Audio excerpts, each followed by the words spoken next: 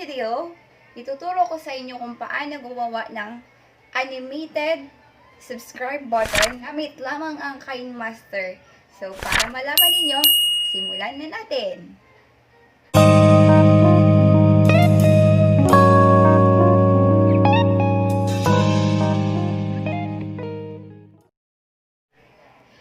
Hello! Ako nga po pala ulit si Teacher Karen. At kung bago pa lang kayo dito sa aking channel, please don't forget to subscribe down below para ma-notify kayo sa mga uploads ko na tutorial kung saan marami kayong matututunan. Okay, so ayan, buksan mo lang ang Kind Master and new project. Yan, select mo yung pang YouTube and pili ka ng background. Dapat green yung background niya. So, wala dyan plain green. So, ito. Medyo papalitan na lang natin yan. So, punta ka sa solid color and pili ka nung green lang talaga siya para sa chroma key. Ayan. So, ayan na. Adjust lang natin ng mga siguro ay 10 seconds. Ang duration niya. Ayan. Mga 10 and ilagay na natin yung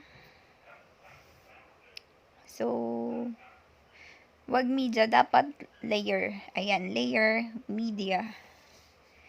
Tapos, hanapin mo yung inedit mo ng subscribe. So, yan, subscribe. And, ipantay mo lang siya dyan sa green.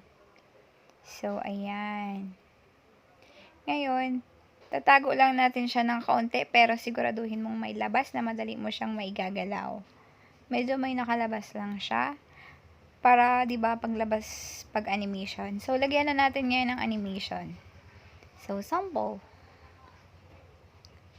Paano ba? So, click mo lang yung pink and makikita mo yung susi.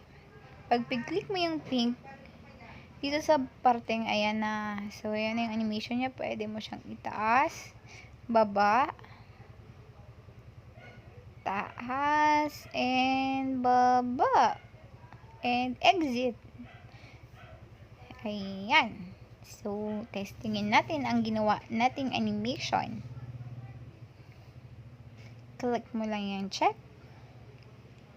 And yan. Let's play this.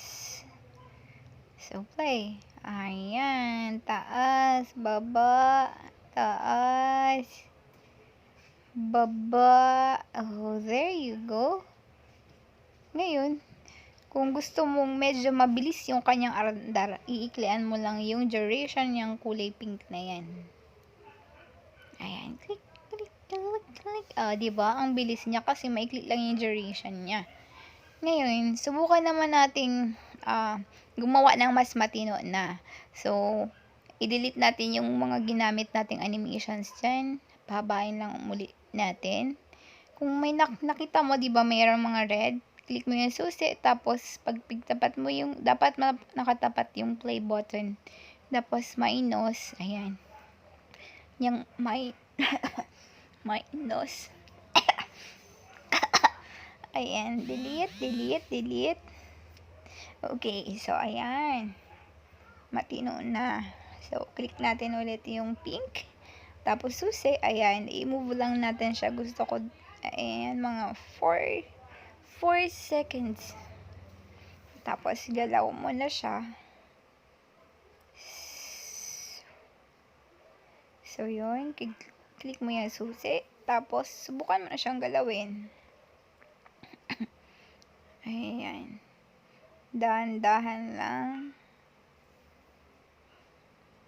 Ayun. Oops. Ayan. Dahan-dahan lang. Ayan, okay. So, gitna natin siya. Subukan natin i-gitna. Ayan. So, i-play. Ayan na siya. Matino na siya. Hindi na siya pataas pababa. So, diretso lang. Okay. Ngayon, lagyan natin siya ng arrow. Para click, diba? So, saan ba nagtapos yun? Tansyahin mo na lang kung saan mo itatapat yung arrow. Ayan. So, kapag tumigil yan, lalabas yung arrow. Ayan. Tansyahin mo na lang. Ayan, and dun sa overlay, ayan, naka-download na ako ng mga cursors, and yan ang pipiliin ko. So, ayan yung arrow, i-adjust mo na lang yung size niya. Tapos, gaya ng dati, pag malagay tayo, medyo dapat nakatago lang siya. Mamaya natin ilalabas pag nag-animation na. Yun. Tapos, yan. Click lang natin ulit yung susi. Ayan. So, yan yung movement, tataas. Tapos, galawin mo ulit yung play button. Play. And then, baba mo na naman siya. Tada! Ayun. So, tingnan natin. Let's play this. Ayan. Oh, very good. Ngayon, dadagdag naman tayo ng bell button. So, ayan. Nice job. Ngayon, yung bell button naman nga. Dyan sa text, di ba meron tayong bell sa text? Ayan. Search mo lang yung bell. Ayan yun. Ayan na yung bell and okay. So, ipantay mo lang siya dun sa gilid. Oops. Oh, ano ba yan ang galaw-galaw mo? Ayan. So, dyan. Taas mong konti. Oh. Umiikot siya. Ang hirap i-manipulate nung touch. Ayan. Ay, sobrang laki naman. Yung tama lang, pantay lang siya. Ayan. Yan. Okay. Oops. Ayan. Okay na yan. Straight mo na lang. Tapos, konting dasig mo lang ng konti.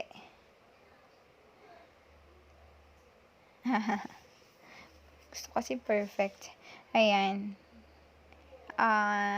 Yun. Ayan. Ganon.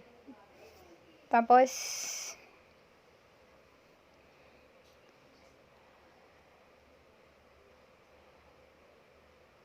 ngayon, i-split natin siya.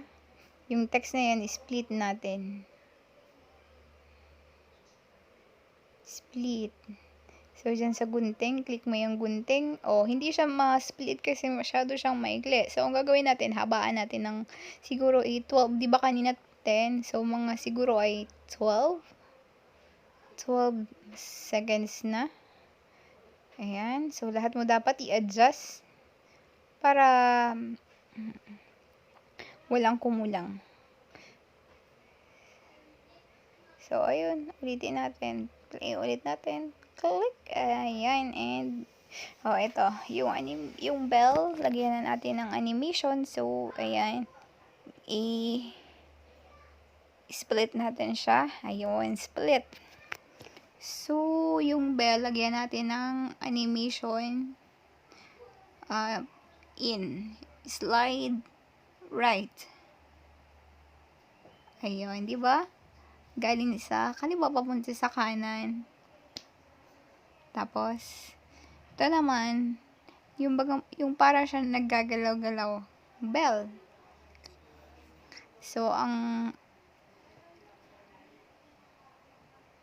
yun, susi. Click mo yung susi, and move mo lang siya. Click mo yung susi, and add animation. So, move mo lang siya. Gaya nung ginawa natin sa subscribe. Yan. Tapos, move mo lang ulit yung play. And there. Yun. Isa pa. Yun. Okay. So, ayan na. Lagyan lang din natin siya ulit ng arrow. Parang click. Ayan na. Tingnan mo siya. Tang, tang, tang, tang. Diba? Ang cute. Okay, lagyan muna natin siya ulit na, yan, pinantay lang natin kasi nawawala na siya eh. Yan, click natin, lagyan natin ulit ng arrow yung bell. Parang pag-click mo yung bell button. So, saan natin siya? Dapat sumakto siya na nakatigil na paggalaw yung bell. Ayan.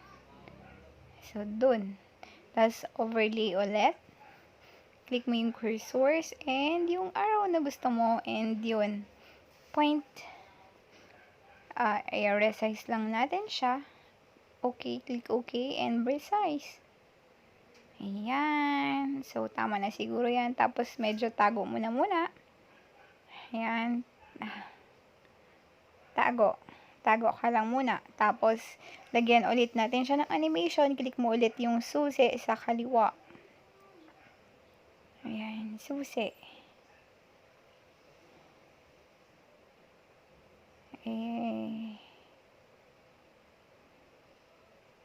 Susi, click mo yung susi, and then galawin mo na yung bell.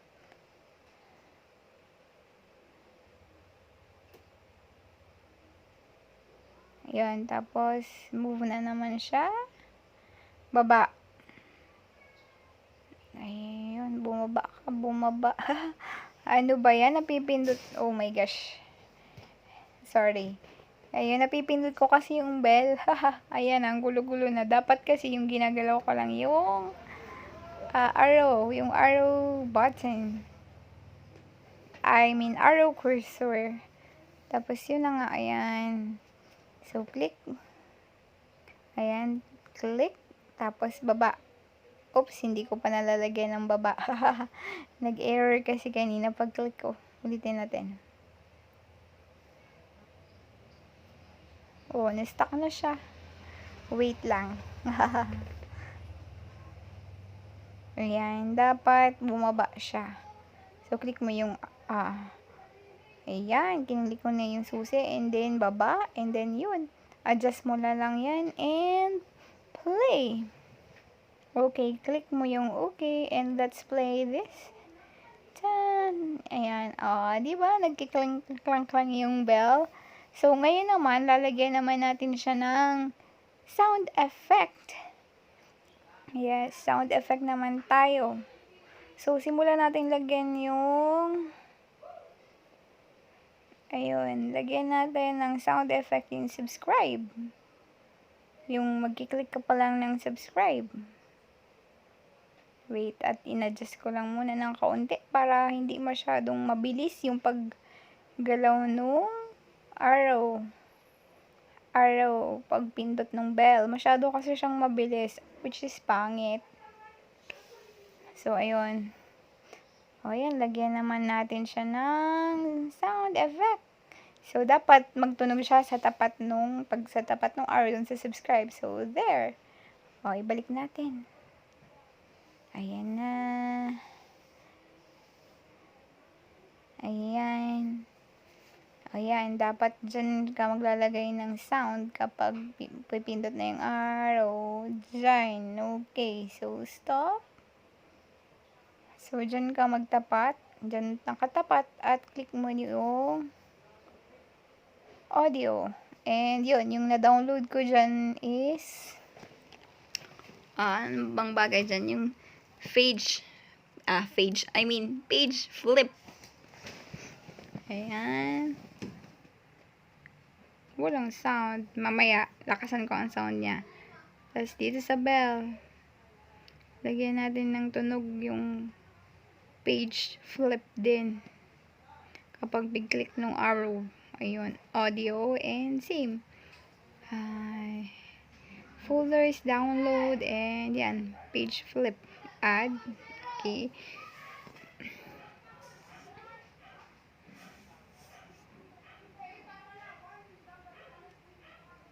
Ayun. Tapos, lagay tayo ng bell.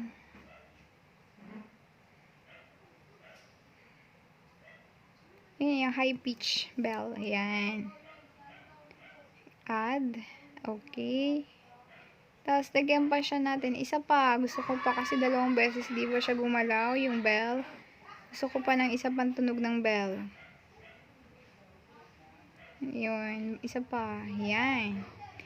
So, sound, audio again. Click mo yung audio. Tapos, yung high pitch bell. High pitch bell. Tapos, ayan siya. Ayan, high pitch bell. Ayan, so, subukan natin siyang i-play. Ayan. Ting! Ayan na siya, diba? Ganda-ganda, diba? Ayan.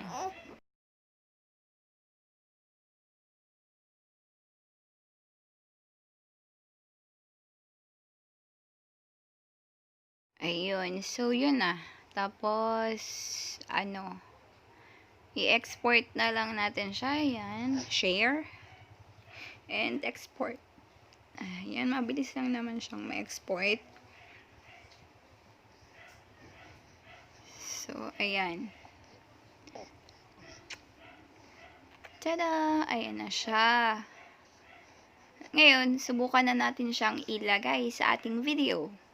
So, gawa ka ulit ng bagong project. And media, hanapin mo yung video na lalagyan mo nun. So, ito, example ito. Yan. Ngayon, ayan. So, ilagay na natin yung animated subscribe button. So, media. Ayan, nasa export siya. Ayan. So, i-adjust muna siya. Siyempre, dun dapat siya magsisimula sa pinakagilid. Ayun. Gilid. Tapos,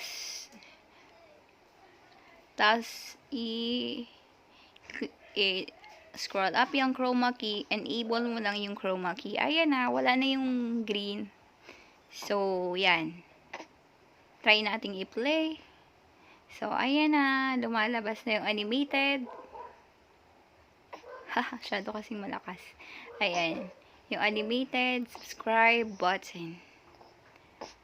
Haha. So, yun.